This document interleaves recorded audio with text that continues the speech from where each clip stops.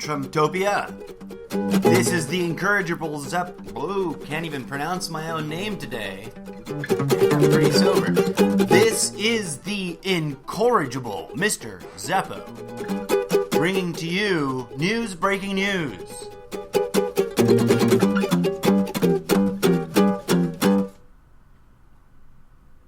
It's 7:01 a.m. Pacific Time, 6/23/2017, in the glorious empire known as Trumptopia.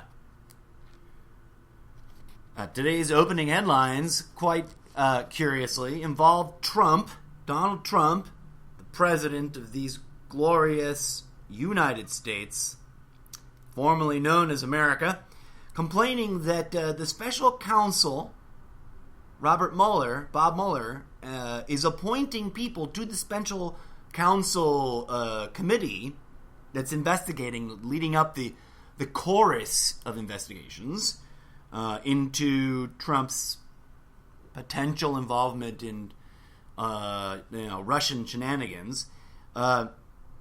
Trump and many of his surrogates have, for the last day and a half or so, been complaining that the special counsel is appointing Hillary Clinton supporters, citing, tax records of donations to the Clinton campaign. I hate to break it to you folks, but here's some breaking the news. Donald Trump has donated lots of money to the Clinton family. As I typed that shit into Google. Where is it? Here we go. And I try to be as selective as possible, given that I can't record my show, at a full news center with journalists and researchers, and connections to real, rich databases full of, verified facty things. I have to rely on the internet. But there's a few, I always try to make an argument for the sources that I pick. And from what I know, and I'm always open to updates, guys. So if you happen to know about a source, some controversy about a source that I'm indicating, and you all know that I don't take sourcing too hardcore seriously. I think it's important to do your research. But I also realize this is not a university, graduate paper that I'm presenting. It's a fucking podcast. You have the same internet I do. Okay, so I digress. I try to make the case for why I think a particular source appears to be somewhat trustworthy. Given the understanding, I know that 99% of the media out there is owned and is in deep ways, highly stilted, if not outright manipulated, et cetera, et cetera. I misspeak. PolitiFact.com has a headline that reads, yes, Donald Trump donated $100,000 to the Clinton Foundation. The Clinton Foundation, the very same foundation that our dear fearless orange leader, I think, that's what he coined the chant, lock her up, in direct relationship to, if I'm not mistaken, if memory serves.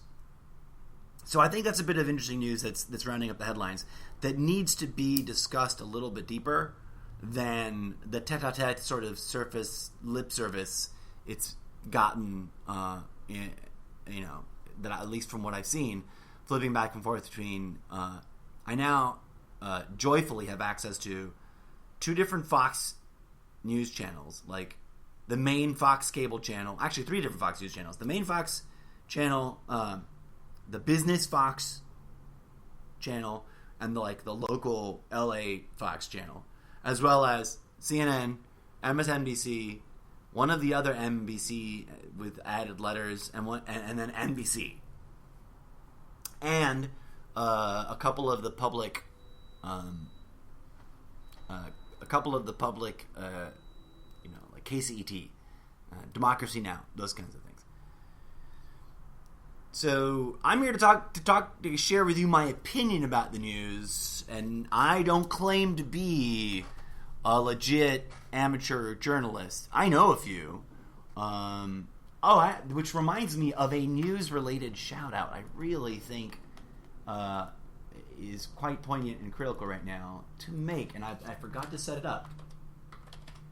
But I've got a Facebook friend, there she is, Claire B. I don't know why I'm taking like a semi-anonymous approach. It's not because I'm part of Anonymous, and it's maybe I've been unduly influenced from required participation in AA. Love and respect AA. I'm not trying to screw with them. But what's the point? I given that I don't know who is or might be in the near future listening to my podcast projects, I want to protect my Facebook friends. It also, I understand, I'm not a moron. I understand how easy it is to be a perfect stranger to my social network, catch one podcast episode, find my Facebook, and then know all my friends' full names. It's not like I'm doing that great of a job protecting them. But where I'm scrolling down her page, she posts a lot of interesting, cool things. But she recently posted like a personal journalism achievement that she had achieved or is about to achieve, and oh my gosh, that would have made me laugh out loud right in that moment if I wasn't also trying to stifle a burp and not let it get out on the recording, which is hilarious. She's got a post from 16 hours ago, which is a lovely black and white text meme. Our entire universe is probably in a tiny glass jar somewhere placed on a shelf in an alien child's room as a science fair project that got a C-. In an infinite universe, all things not only are possible, they are highly probable, and arguably have already happened. And arguably will happen again. Isn't that a mindfuck? But she posted a personal, I'm a journalist and I achieved this, a kind of cool thing, and I was like, kudos and congratulations. But that was more than 3 days ago, so I don't know. She's like a avid. Oh, there's a post about Philando Castile thing, and I want to make an argument about that.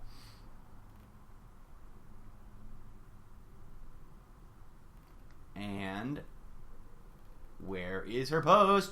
Wasting time on my podcast show, not prepared enough. Okay, I'm going to continue talking about other things. There's a bunch of interesting topics she has posted about interesting recently that I kind of want to talk about, but I don't, have any remarks prepared. Oh, yeah.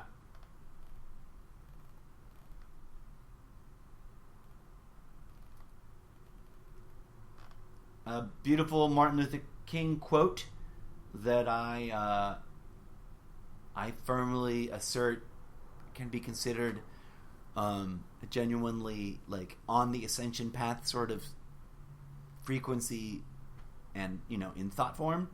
Our lives begin to end the day we become silent about things that matter.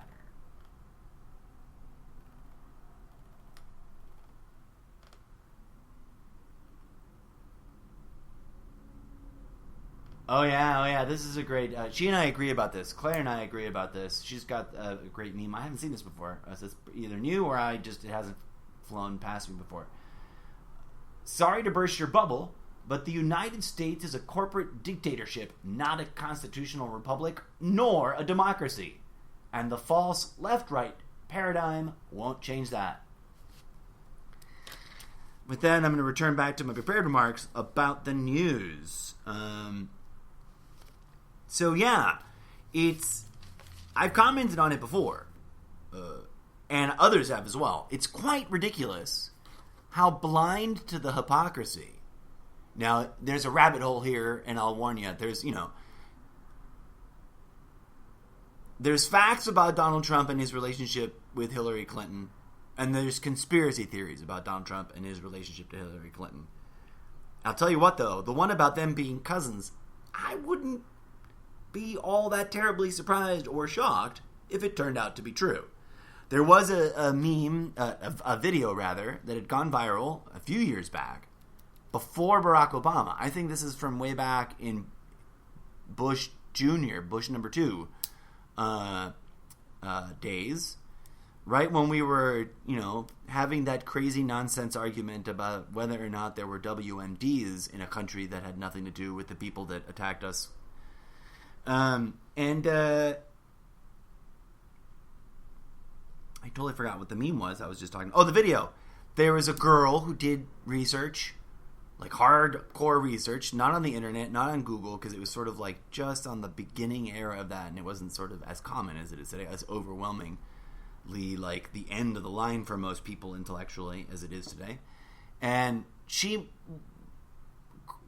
drafted up a thesis, in other words, wrote a paper postulating, putting forward as academic argument that the presidents of the United States, all of them throughout history, have one thing in common, and that's that they are all interrelated by a curious lineage of, being all cousins of second or third degree.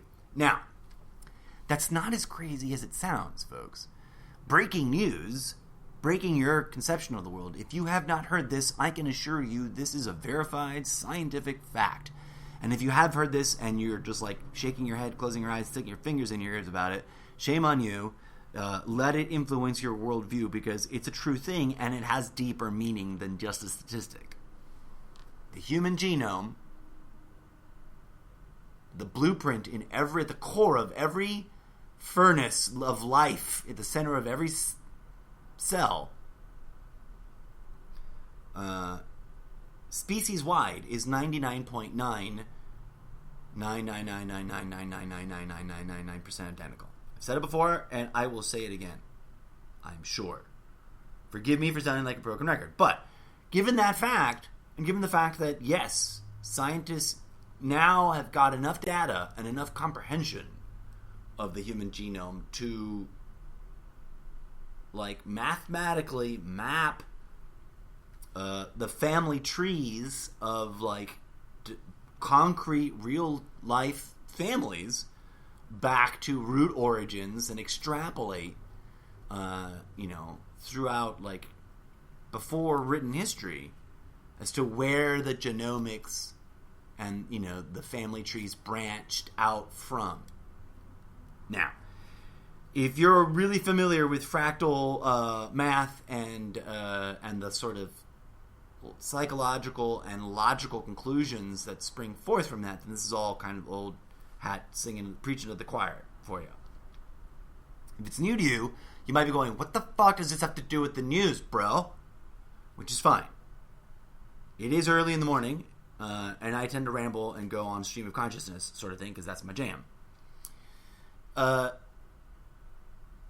It's not that far-fetched that all the presidents in American history would be second or third, tier cousins to each other, because all of humanity is quite literally and quite literally and quite figuratively, just to play on that clusterfuck of misunderstanding a word and misuse of words, quite literally, man, and quite figuratively, all one family tree. So that wreaks havoc with your whole notion of avoiding inbreeding. But clearly the family tree has, broad segments that are slightly less close to other segments because of distribution of people and how they've moved around over time. Just throwing that out there. When you combine that fact with the sort of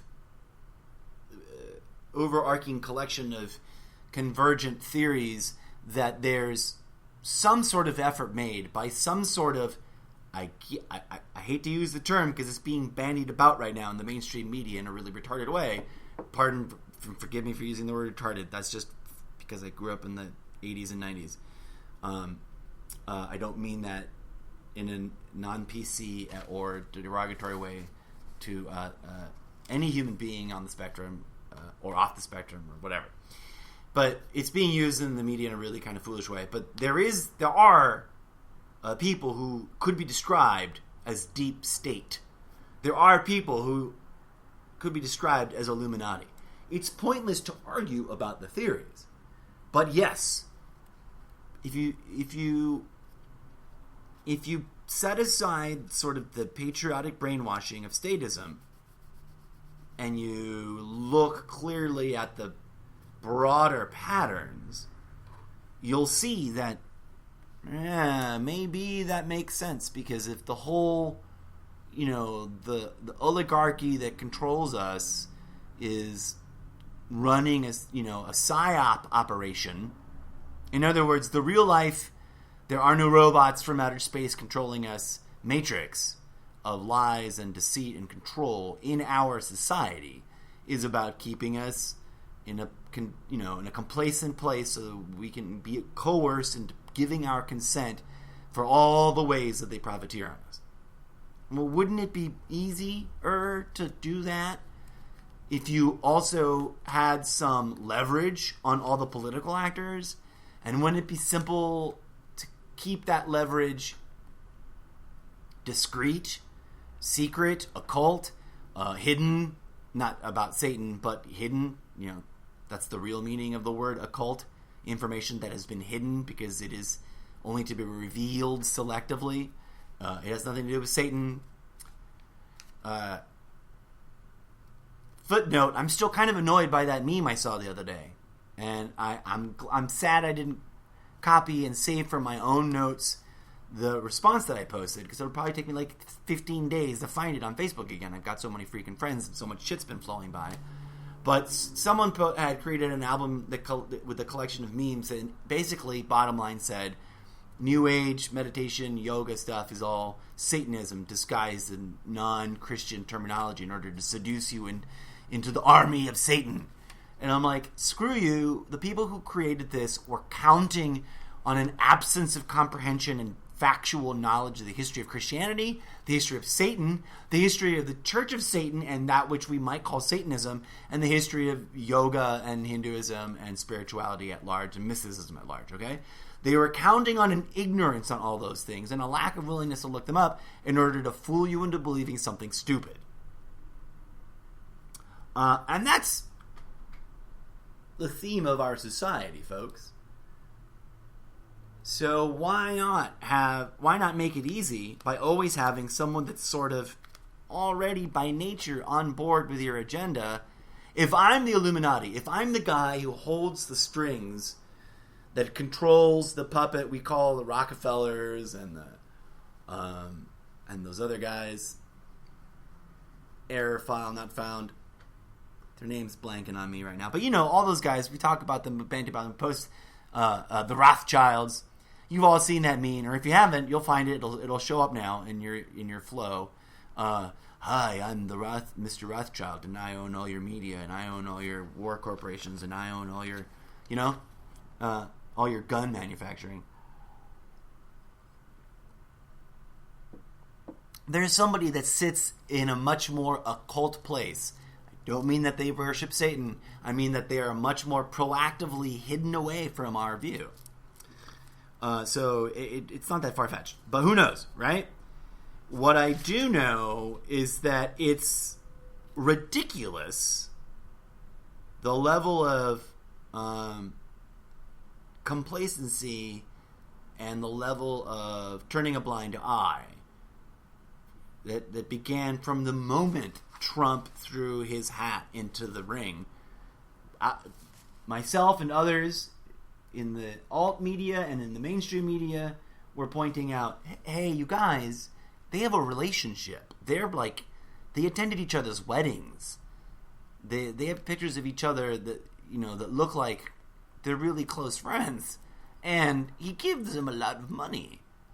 And so now for them to be firing off that rebuke to Mueller and his associates as if there was any weight to that, it's quite ridiculous.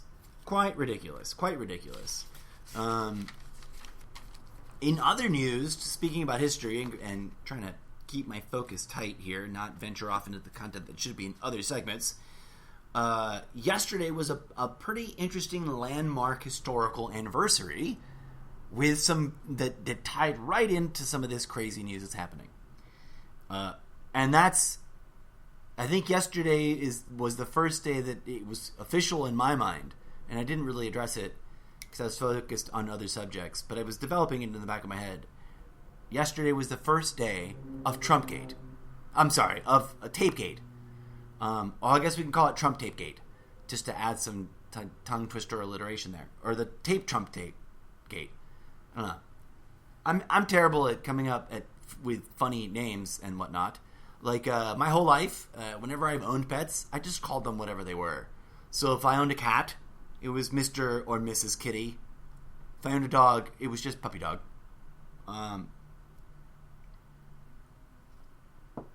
But Tapegate, which it sounded cool when I first came up with it.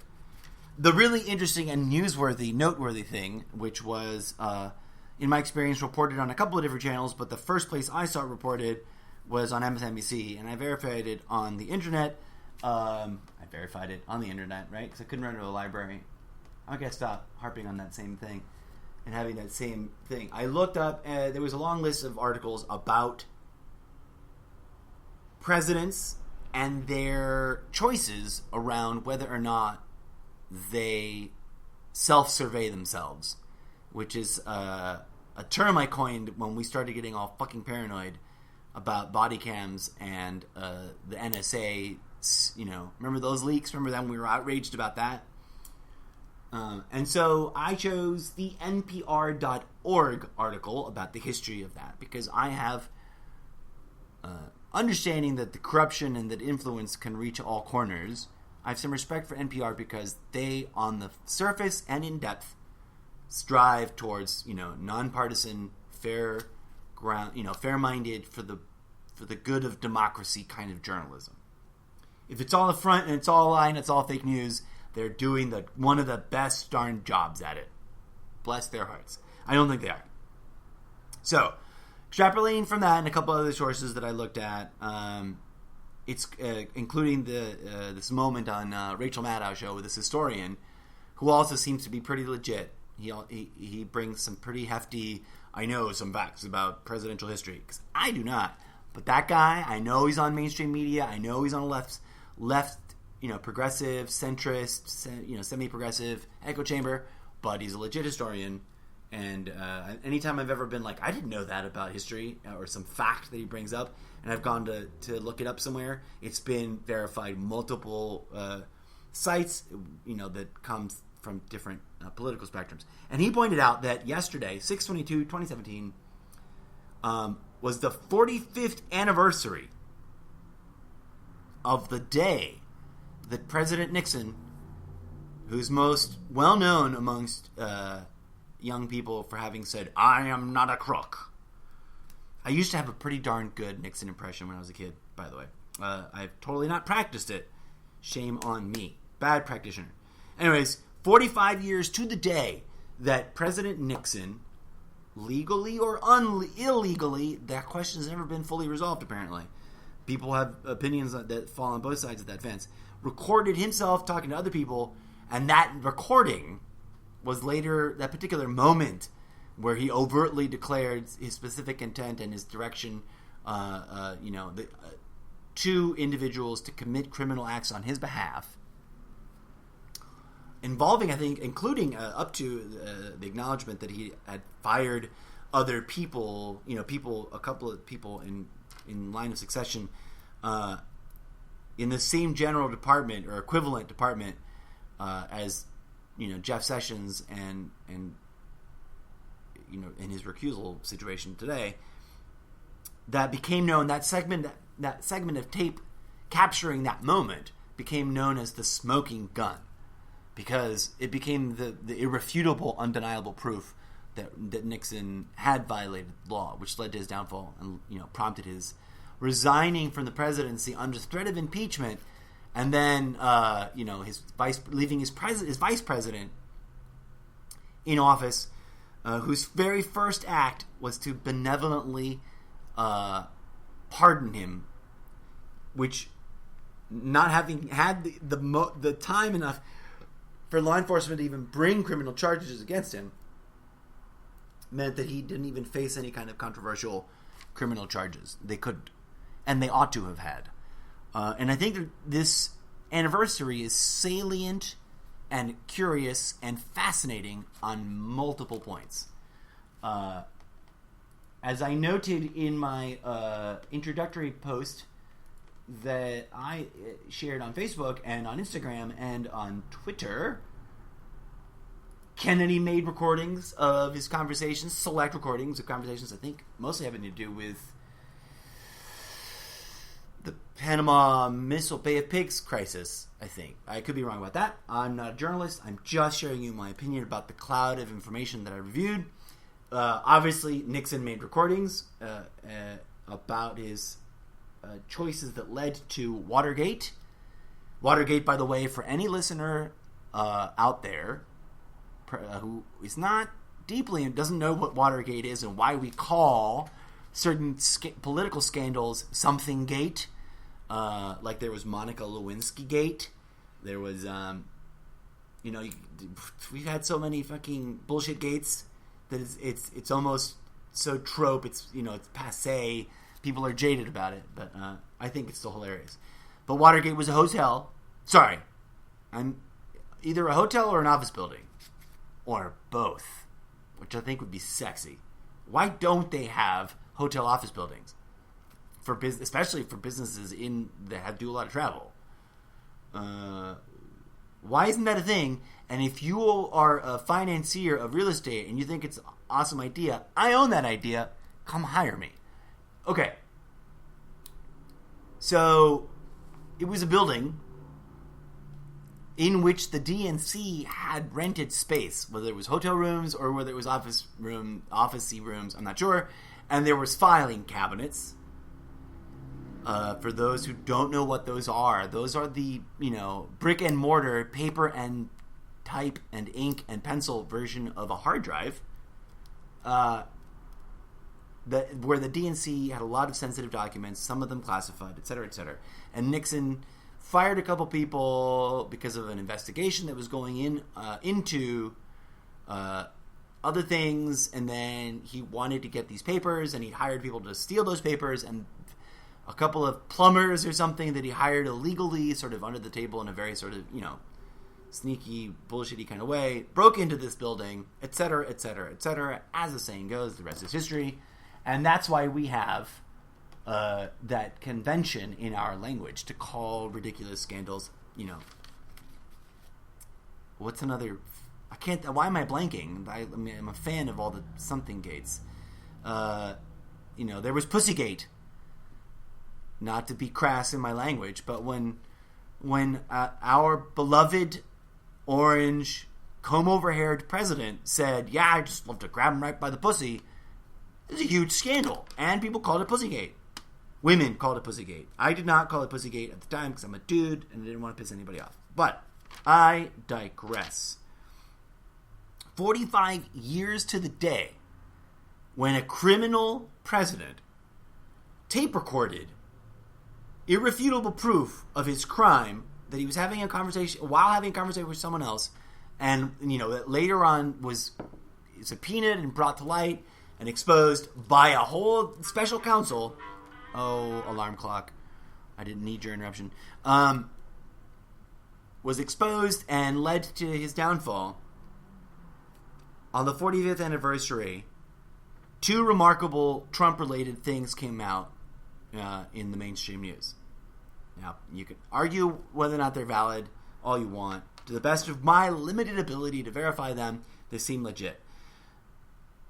There was some reporting on some previously leaked transcripts from a lawsuit that Donald Trump was involved with. He was suing a biographer over the accuracy or lack of accuracy in the content of his book. This guy had written a biography of Donald Trump, one that probably more of his harder core fans ought to read, because it's sort of like, openly critical of Donald Trump and openly exposes a lot of interesting facts about Donald Trump.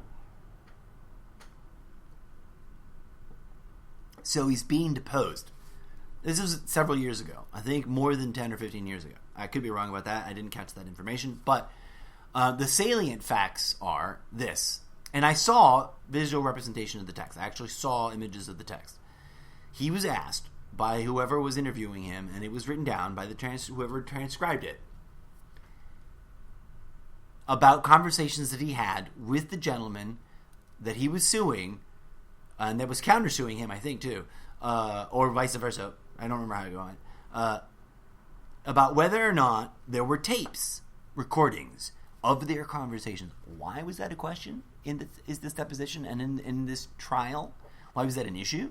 Because apparently he taunted and threatened and insinuated and essentially lied about there being tapes, about him making tapes, about himself recording tapes during early on conversations with this author whose name I've heard before. I've seen the man speak, seen his image, but I can't remember it right now.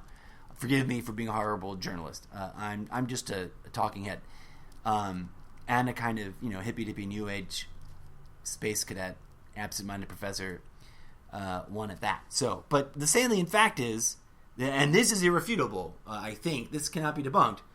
Trump can be quoted as saying, in his defense, yeah, well, actually, I wasn't really equipped, and I'm paraphrasing here, and sort of trying to do my shitty impression voice, which maybe I shouldn't do, until I worked on it and make it better.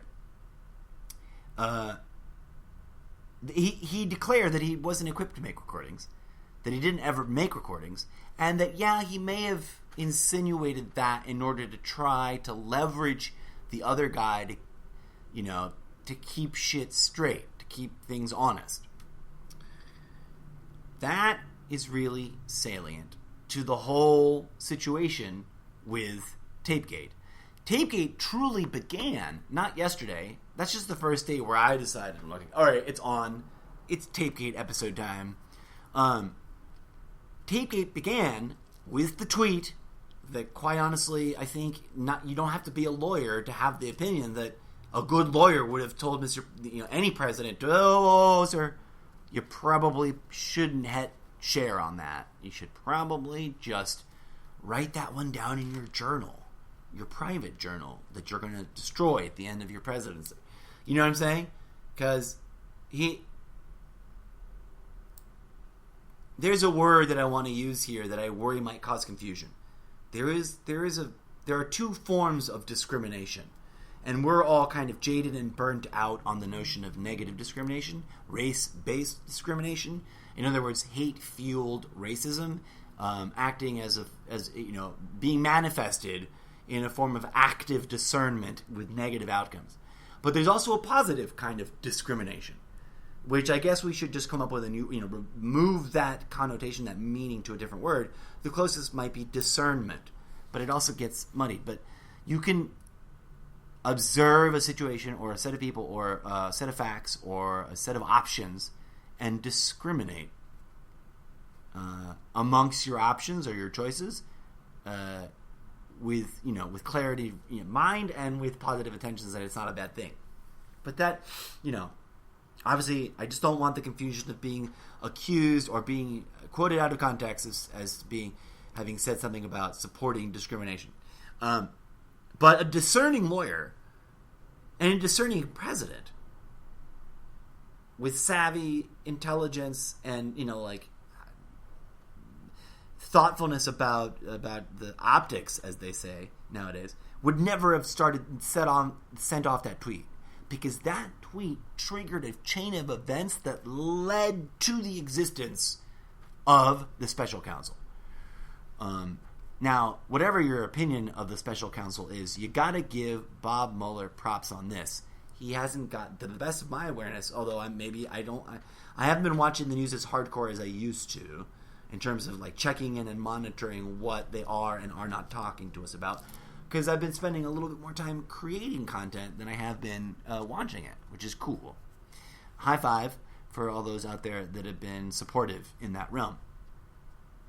But to the best of my knowledge, Mueller hasn't been making a lot of public commentary, hasn't been making a lot of awkward or easily debunked or easily counter-verified statements. So far, we don't know what his position is. We don't really know if he's being described accurately as a straight shooter and a man of integrity and of bipartisanship and of nonpartisanship and of statist commitment to the integrity of the institution, which can have positive net results. I know I'm sort of overall an anti-statist, but there's a positive spin. Just like there's good things being done by the Catholic Church, but the overall,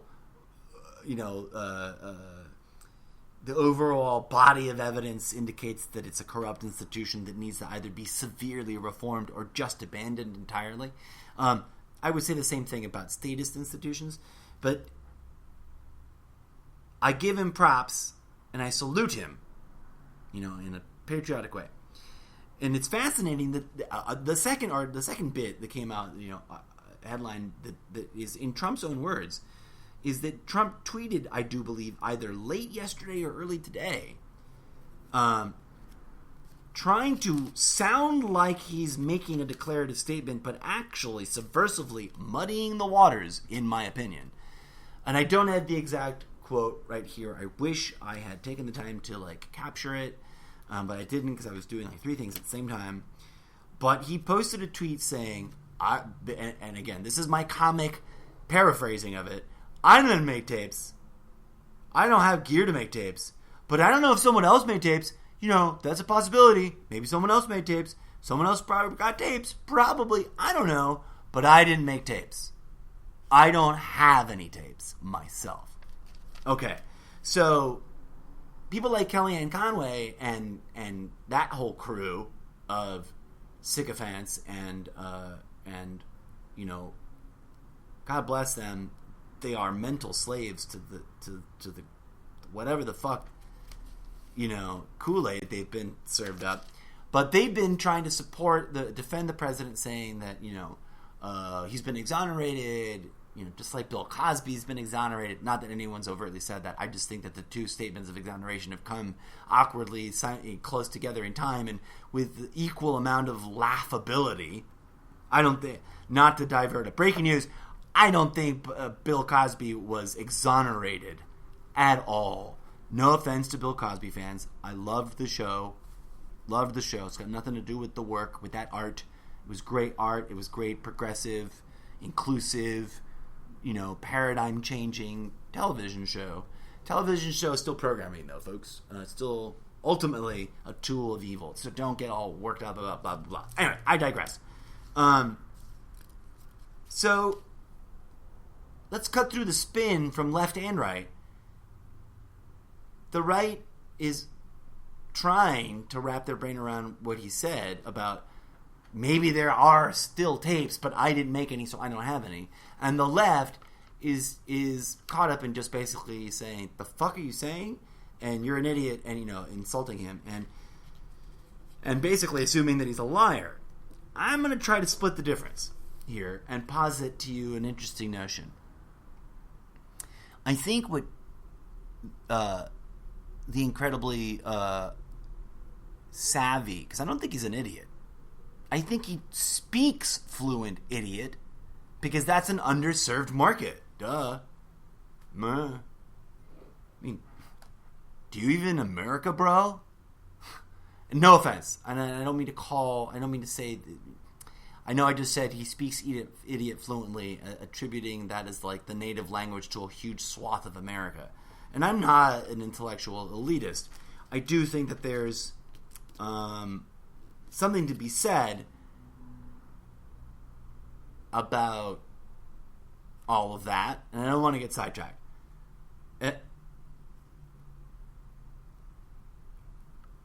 The significant thing, because Trump is really smart, but he said it in a convoluted, complex, like he's saying the truth, but it's not making sense and you don't know where the truth is kind of way. And what's great is, for his fans that speak Trumptopian, it reads as, nothing to see here, everything's awesome, I'm super great, pat on the back, everyone else is crazy. And the sort of there's sort of an overt message and a covert message, in my opinion, in what I read. Because I saw the tweet on TV. And I don't think it was altered or bullshitted. I'm sure, and I've got 4 minutes and 26 seconds, and I don't have a bowl to smoke, so I'm not going to go and try and look it up.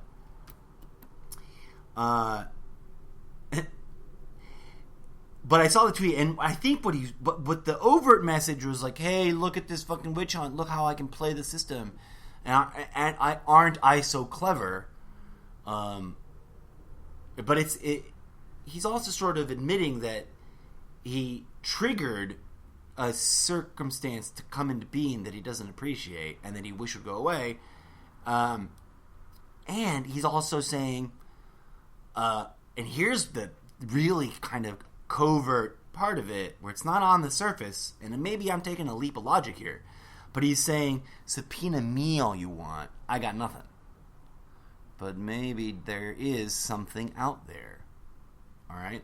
And I've said it before and I'll say it again. The scariest part about Donald J. Trump is that he does an amazing job of blending exaggeration with half-truth, with irrelevant facts that don't really shore up any particular argument, but are in and of themselves facts, and blatant, outright lies.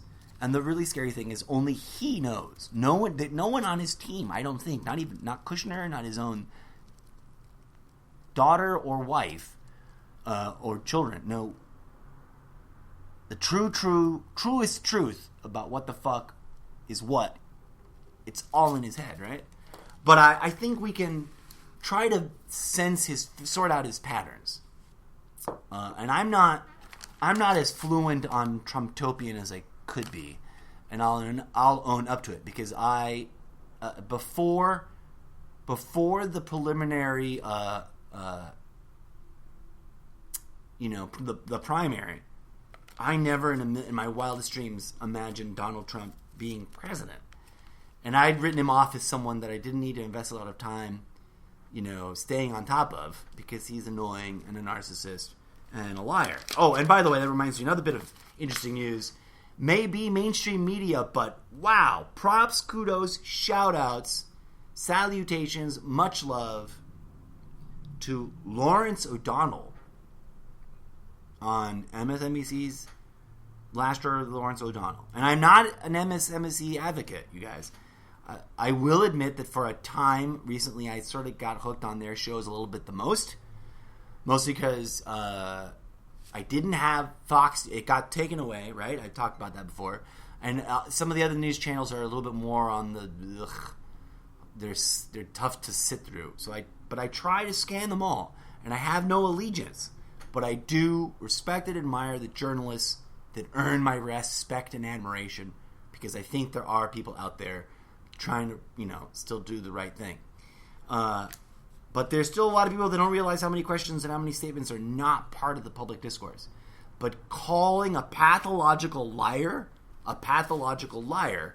is something we need more voices. He's not the first, he's not the only, but man, has he been solid about it. So that was it. It's good to see that on the news, because I don't mean to offend those Trumptopians that are still wrapped up in both, his cult of personality, but the man's a liar. And that's been, a verified fact. Okay, I'm going to come back with a second segment, a part 2, after a medium-length break and a bit of, household chore doing, because there's a lot to continue to talk about. Because I think there are tapes, especially after that article that I read that I referenced earlier. And there's a lot more to talk about revolving this and my opinion about the news in general and other stuff. So tune in. News breaking.